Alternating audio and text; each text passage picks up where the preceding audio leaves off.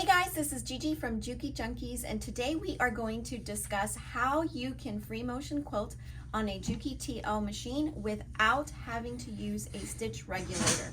Yes, you don't need a stitch regulator to have consistency with your stitches. So my $100 million tip, whoops, I didn't mean to cut the thread there. My $100 million tip is, what I like to do is put my foot to the metal at 100%, and I like to control my speed at 20 to 30% while moving my hands. I might be 20%, you might be 30%. So what you want to do is you want to get about 11 stitches per inch, and that would be a good size to a guide for you to follow as to what would be a good stitch in free motion quilting. So about 11 stitches per inch. So I'll show you right here. Right now I have it about 20%. I've actually been having fun stitching and it looks pretty good. So let me just show you. So if I put my foot, now my foot is on the pedal and I'm going to put it at 100% down. Watch this.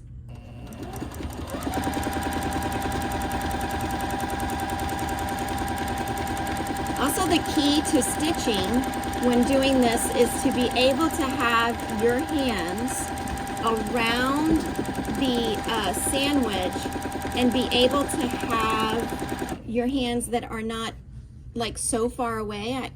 I'm actually a little bit limited here because I'm on the edge, but you want to be like this, okay? And you also don't want to press your hands down heavily.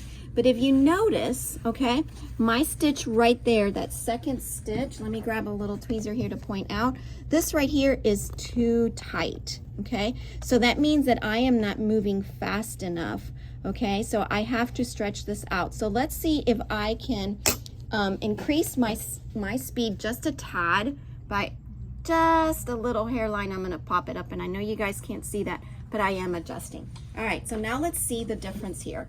Let's come out this way. Maybe we'll go this way. All right. And you see how my stitches are opening because I'm going faster? I still have my foot at 100% down, so foot to the metal. And I already can see that my stitch formation looks so much prettier. You see that?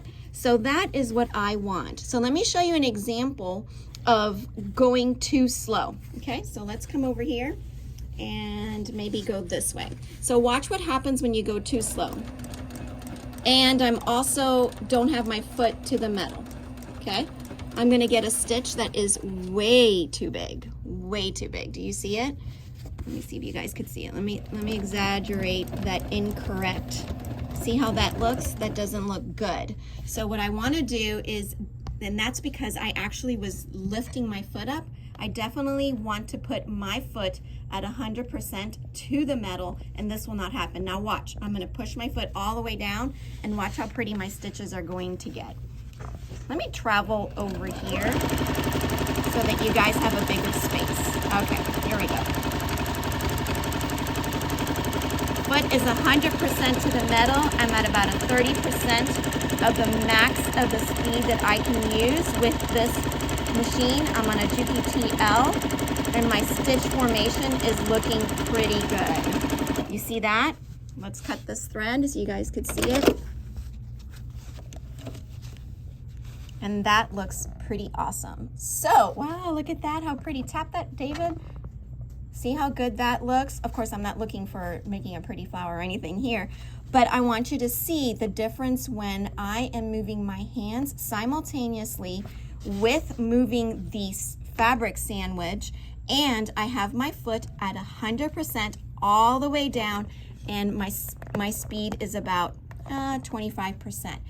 My speed and your speed could be two completely different things. So you have to figure out what is your speed. But the nice thing about having your foot all the way pressed down is that, yeah, it's consistent, and you don't have to deal with, oh, is my foot too, you know. It's a variable that's taken out of the project. Exactly. That's a perfect way of doing it. It's a variable that's taken out of the project. So let's just have a little fun. We'll end the video. Playing with your foot controller, you're playing with your stitch regulation speed. Yeah, and really you are the regulator at this point. So save yourself money. Do not buy a stitch regulator for this machine. I always discourage people when they call me and they want to buy a stitch regulator. And I'm like, no, you don't need a stitch regulator. You just need to figure out how to find your happy speed when doing some free motion quilting.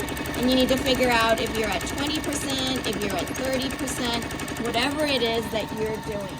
And when she's saying 20 or 30%, let me show you guys around on this side. She's talking about this little speed controller over here. She's putting this at 20%, which is like the second dot. So from the turtle to the rabbit, you want to be about 20% of that distance. And if you notice, look at my stitches, how good they look. Now watch what happens when I start trying to regulate it with my foot. See how I get inconsistency and I get those skip stitches? But that's not what I want, because now I have to worry about that variable like David said. But if I place my hands here, also keeping your hands like your fingertips really makes a difference. If you put your hands weighted, you're gonna see a huge difference as to how your stitches are gonna look. You also need to learn to take little breaks. When your hands start coming out, you stop and you regroup and put those hands back in. So here I am back again at my happy speed, and see how my hands are getting away from the needle. So I'm gonna stop, regroup. It's so much fun, do not fear it.